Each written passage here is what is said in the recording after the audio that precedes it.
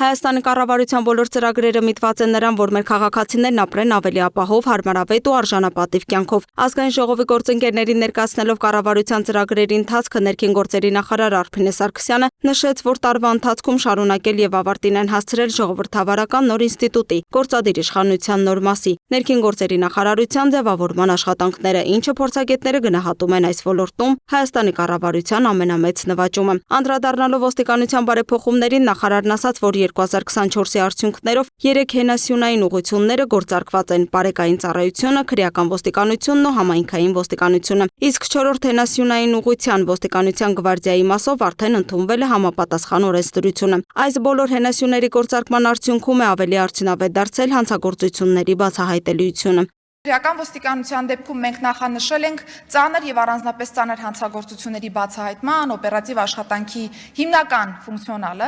իսկ համայնքային ոստիկանության դեպքում շեշտը դրված է համայնքին առավել մոտ կանգնելու գործառույթի վրա, համայնքի հետ ամենօրյա աշխատանքի վրա։ Հետևաբար թե անչափահասների հանցավորության դեմ պայքարի հարցերն են մեր թիրախում եւ թե նաեւ ընտանեկան բռնության դեմ պայքարը։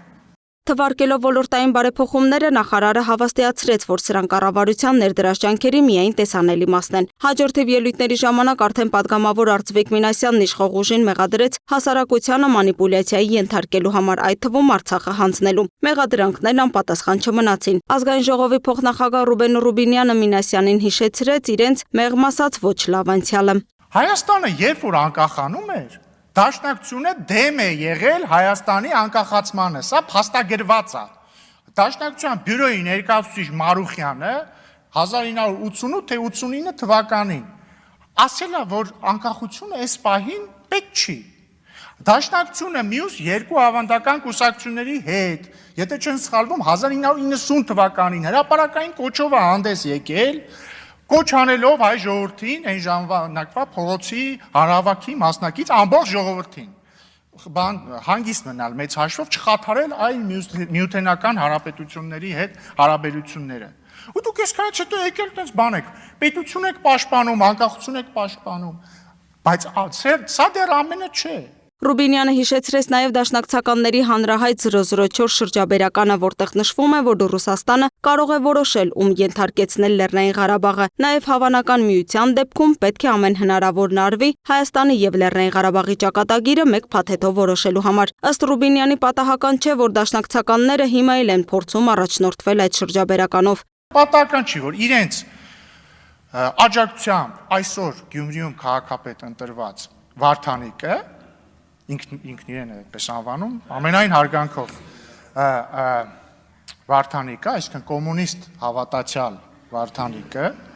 եւ ես կարծում եմ, որ սա նոր խոսք է համաշխարհային քաղաքագիտության մեջ, հայտարարեց, որ ինքը կողմ է, որ Հայաստանը Բելարուսի օրինակով դառնա միութենական պետության մաս։ Ինչը ի դեպ Դաշնակցության 004 շրջաբերականի ուղիղ իրագործումն է։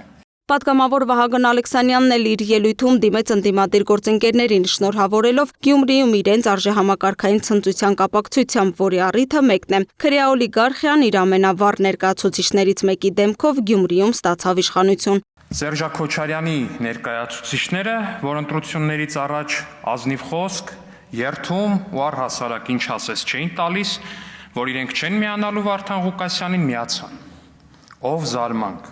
Առավոտից երեկո իրար ինչ ասես ասող Քոչարյանի ու Սերժի թիմակիցները միացան, որ իշխանություն տան իրենց քրեա օլիգարխիկ ռեժիմի լավագույն պրոդուկտին, այսպես ասած սերուցքին, դեմքին, սիմվոլներից մեկին, Վարդան Ղուկասյանին։ Սերուցքն այդ Սերժա Քոչարյանի լավագույն բնութագրիչն է, Աստծո անունը տվող, բայց խմբակային բռնաբարությունների ու մարդասպանությունների գործերով անցնող ու անցած մի կրիմինալ կլան։ Իդեպ, կլանի խմբակային բռնաբարության փորձի զոհը անչափահաս աղջիկ, մարդասպանությունների հիմնական զոհը այսօր Վարդան Ղուկասյանի վերարտադրությունն ապահոված Մարտուն Գրիգորյանի ընկերներ ու բարեկամներ։ Պատգամավորն ասաց, որ իր ընդդիմադիր գործընկերներն ամբիոնից շարունակ խոսում են բարոյականության, արդարության, հայրենասիրության եւ նման վեհ գաղափարների մասին, բայց հենց իրենք են այդ ամենը ոտնատակ տալիս։ Չկա Սերժն ընդդեմ Քոչարյանի հակամարտություն։ Կա մեկ ընդհանուր քրեա օլիգարխիա, Սերժա Քոչարյան անվամբ։ Եվ Սերժա Քոչյանի նպատակները 3-ն են. վերադարձնել իշխանությունը, վերականգնել ընդհանուր լափամանը եւ մատաղանել Հայաստանի անկախությունը Ռուսաստանի ու Բելարուսի ոտքերի տակ։ Ու ահա այս նպատակներին հասնելու համար նրանք մոռանալու են այսօր իրար ասվողը, մոռանալու են իրենց ընկերների թափված արյունը, մոռանալու են տված խոստումն ու երդումը, աթոռի ու փողի նկատմամբ նրանց տածած անմարդկային գիրքը նրանց ստիպելու է դա անել։ Ու բայց ամենաերեսպաշտականը այս աթոռի ու փողի համար անխոճ մարտիկների խոսույթն է։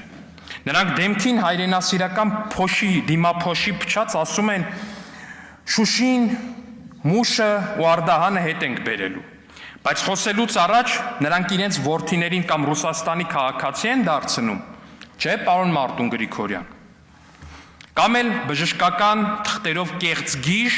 ու կամ կեղծ ուղեղի կիստա են դասավորում։ Հայկ Կոնջորյանն էլ անդրադառնալով նախորդ իշխանությունների ղեկավարման ժամանակաշրջանին վերաբերող գործերին, տեղեկացրեց, որ ապօրինի գույքի բռնագանձման օրենքի մասով միայն այս պահին դատախազության կողմից քննվող 147 հայցադիմում կա, որով պահանջվում են 1496 անշարժ գույք, 288 ավտոմեքենա, 391 իրավաբանական անձում մասնակցություն։ Ընդհանուր հայցագինը կազմում է 608 միլիարդ դրամ, մոտ 1.5 միլիարդ դոլար։ Անդրադառնալով Գյումրիում կայացած ընտրություններին եւ ընդդիմադիր տեխնացուի հաղթանակին Հայկ Կոնջորյանը նկատեց. Դուք քաղաքական ասելիք չունեք,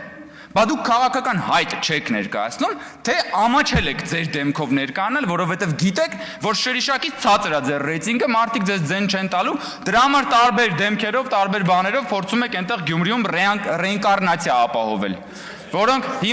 հիմա սիրելի գործընկերներ, հարգելի գործընկերներ, ես ուզում եմ արձանագրել, որ քաղաքացիական պայմանագիր կուսակցությունը Հայաստանի տարբեր քաղաքներում հաղթում է ընտրություններին եւ տարբեր քաղաքներում պարտվում է ընտրություններին։ Եվ սա քաղաքական գործընթաց է, որովհետեւ քաղաքացիական պայմանագիրը քաղաքական կուսակցություն է։ Լավ, բա դուք ինչ եք։ Բա դուք ինչ եք։ Բա գնացեք դուք էլ մասնակցեք։ Միտեղ հաղթեք, միտեղ պարտվեք, միտեղ հետևություններ արեք, միտեղ նայեք, ասեք, լավ, բայց էս ինչ է, մենք էս ինչը սխալ արեցինք, բայց դուք դա չեք կարող անել, որովհետեւ դուք ի սկզբանե արդեն կատարյալ Ժիգուլի եք։ Լուսինե Գրիգորյան, Տիգրան Ղազարյան, Free News, Ազատ լուրեր։